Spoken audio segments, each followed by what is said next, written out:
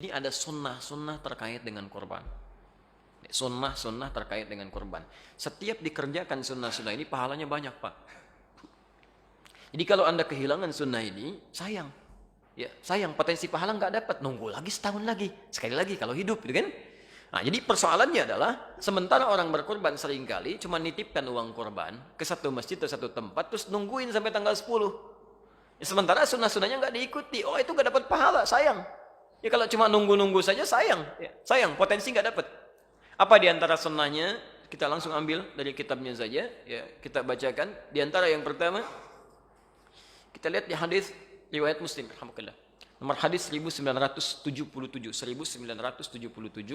bab yang ke-39. Ya. Jilid yang ke-7, halaman 152. Untuk pembukanya. Baik, sunnah pertama. Jadi Anda kalau nanti mau berkorban, tolong garis bawahi betul ini ya. Bismillahirrahmanirrahim. Bab, satu pembahasan. Babun nahyi man dakhala alaihi ashru dzil hijjah wa huwa muridu tadhiyah. Satu pembahasan tentang larangan. Nah, jadi sunnah pertama bentuknya bukan perintah tapi larangan. Awas ya. Jadi ada sunnah bentuknya perintah, ada sunnah bentuknya larangan. Tidak setiap sunnah itu perintah, ada juga larangan. Nah, itu pahalanya sama. Ya. Baik, pelan-pelan. Babun nahyi, bab tentang larangan. Man dakhala alaihi ashru dzil hijjah, bagi siapa yang telah memasuki awal 10 pertama Dzulhijjah. Maksudnya tanggal 1 Dzulhijjah sudah masuk, gitu kan? Wa huwa muridu tadhiyah, dan dia menginginkan untuk berkurban. Ya. Jadi ada orang yang memang sudah punya rencana untuk berkurban. Kalau Anda sudah punya rencana, sudah disiapkan, hewan sudah mau dibeli, kan? Maka sejak tanggal 1 Dzulhijjah, sunnah pertama, an ya'khudha min sya'rihi aw adharihi syai'a. Nahyun an ya'khudha min sya'rihi aw adharihi syai'a. Itu ada larangan memotong kuku dan seluruh rambut yang melekat pada tubuhnya. Saya ulang, larangan memotong kuku dan seluruh rambut yang melekat pada tubuhnya.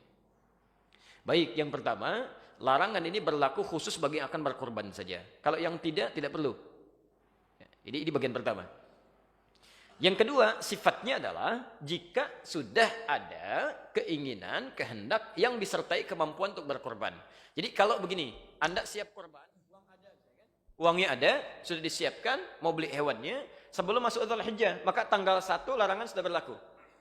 Tapi kalau Anda baru dapatkan uangnya misal, ya sudah ada kepastian dengan izin Allah, misalnya insya Allah tanggal 3 baru dapat. Maka tanggal itu baru berlaku larangannya. Jelas ya? Dapat uangnya tanggal 5, tanggal itu baru berlaku. Jelas ya? Dapat uangnya tanggal 7, tanggal itu baru berlaku.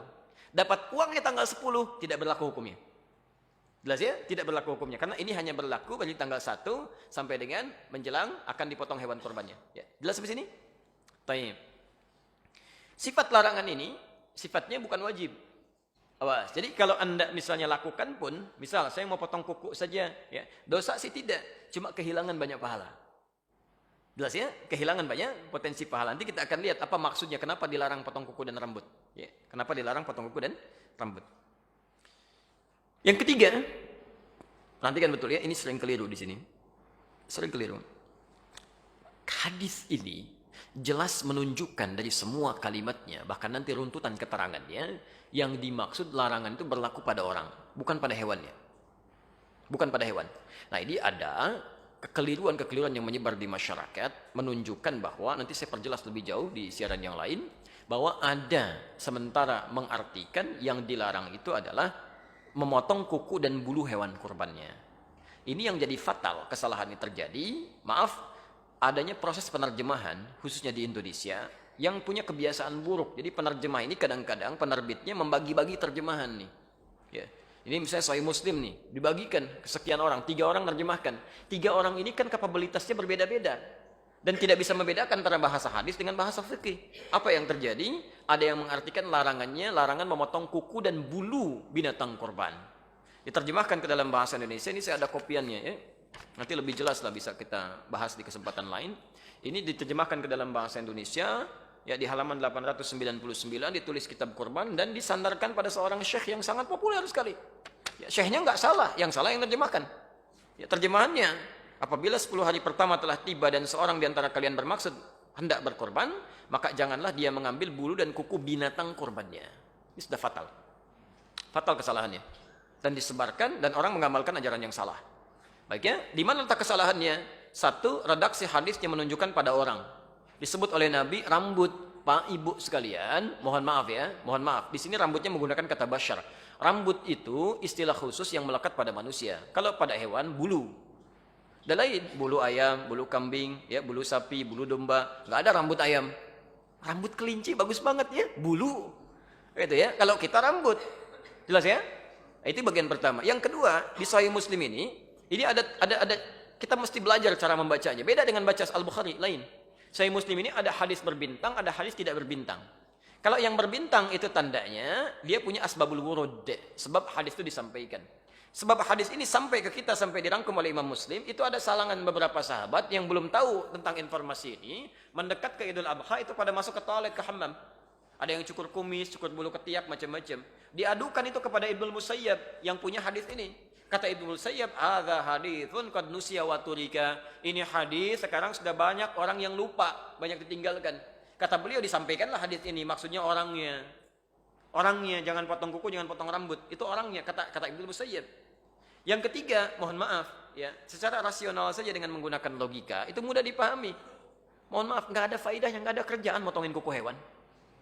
Bapak mau ngapain motongin kuku sapi? Dan bagaimana caranya? Begitu dipegang kakinya, nendang dianya gitu kan? Nah, itu nggak ada kerjaan motongin kuku sapi. Ya, jadi di sini ada sesuatu yang harus kita pahami lebih dalam. Dan ada maksudnya.